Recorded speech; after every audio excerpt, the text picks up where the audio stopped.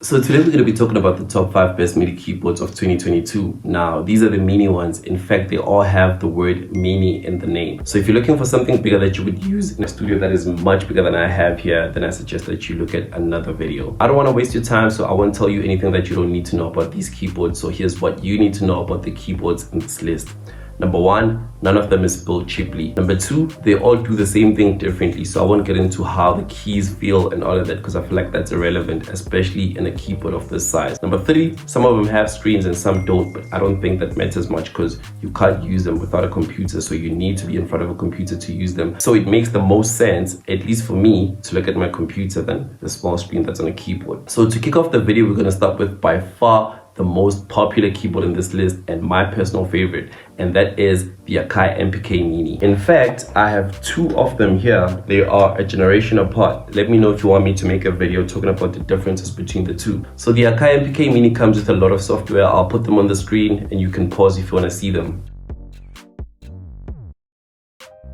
And I know that I said I wouldn't talk about how the keys feel and all of it, but the AKAI MPK Mini has by far the best pads in this list. The pads on this keyboard are the same as the bigger MPCs that AKAI makes, so believe me when I tell you that these pads feel really good. The knobs on the AKAI MPK Mini are endless, meaning you can assign the same knob to different parameters without stressing about the position of the knob. Some of the keyboards in this list don't have that, and I'll tell you which ones they are. Now, what the AKAI MPK Mini doesn't have is control keys or control buttons or whatever you want to call them. So you can't press play on this keyboard. You can set it up in your DAW, but I wouldn't suggest it because it's a lot of work, and that's not how the keyboard was meant to work. It does, however, have settings for different DAWs, and I'll put them on the screen and you can pause if you want to see them. Number two on this list is the Novation Launchkey Mark III. I don't feel like I need to say a lot about this keyboard because it's built around Ableton. So if you're an Ableton user, this is the keyboard that you should go for in this list. Here's what you need to know about this particular keyboard. So the Novation has 16 pads, unlike the other keyboards which have 8, but the pads on the Novation are much smaller than the other keyboards. So if the size of the pad matters to you, that's something to think about. It also has Midi out, which means that you can use it to control your synthesizers if you want to. One thing that it has that the AKAI doesn't have is control keys, so you can press play, stop, and whatever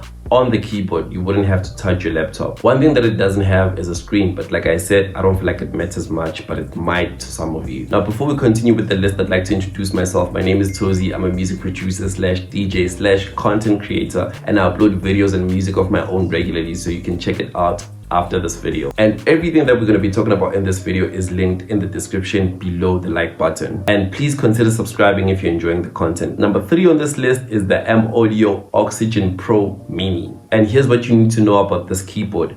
Number 1, it has the most controls. Number 2, it is the only keyboard in this list that has faders. 3, it has MIDI out. And 4, it has the most keys in this list. The other keyboards all have 25 keys, whereas this one has 32. Like the AKAI MPK Mini, it also has settings for different DAWs. It also does have a screen. Now, what sucks about this keyboard is it's larger than the other keyboard, which defeats the purpose of calling it Mini. And also the knobs are not endless, so you can only assign them to one parameter at a time. And then number 4 is what I believe to be the second most popular keyboard in this list, and that is the Arturia MiniLab Mark II. Now the MiniLab comes in different colors, but it doesn't have as many colors as the MPK Mini. And it is the oldest keyboard in this list, so there's certain things that are now standard that it doesn't have. It has 16 endless knobs, so you have a bit of a flexibility there. And it also comes with a bunch of software that you can use. Now since it's old, it obviously doesn't have a screen, but other than that, I really think it's a good keyboard. And it's the one I would go for if it wasn't as big as it is. And then at number 5, we have the Nektar Impact LX Mini. Now I have to be honest, this is the keyboard I would recommend the least in this list because it is the newest, but it doesn't have certain things that